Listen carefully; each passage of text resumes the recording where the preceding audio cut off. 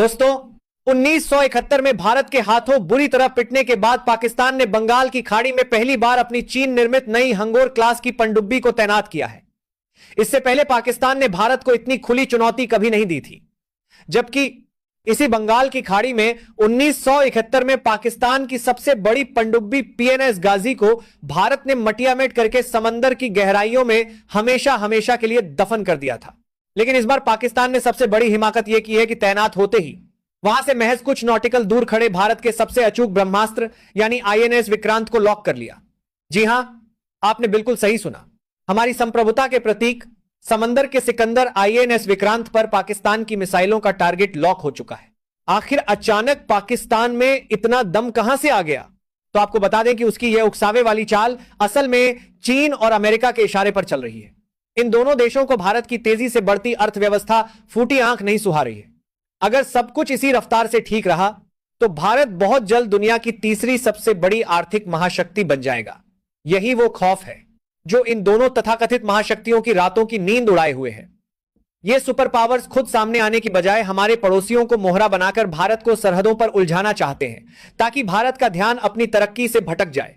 और अपने इस नापाक मंसूबे के लिए ये दोनों देश पाकिस्तान और बांग्लादेश का इस्तेमाल कर रहे हैं।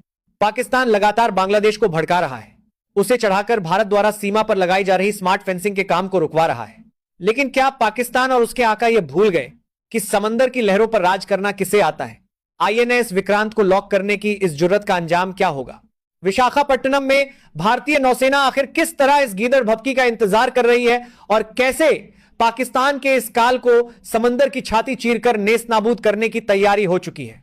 आज की इस वीडियो में हम इस पूरे सनसनीखेज चक्रव्यूह का पर्दाफाश करेंगे, जिसे जानकर आपका खून खौल उठेगा और भारतीय सेना पर आपका सीना गर्व से चौड़ा हो जाएगा।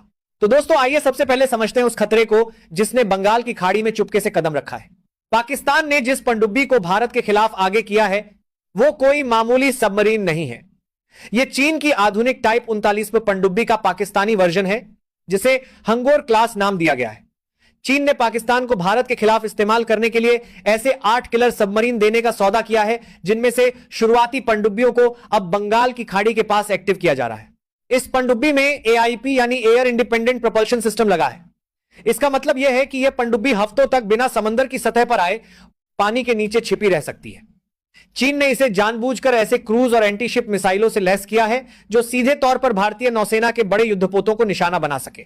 लेकिन पाकिस्तान की सबसे बड़ी हिमाकत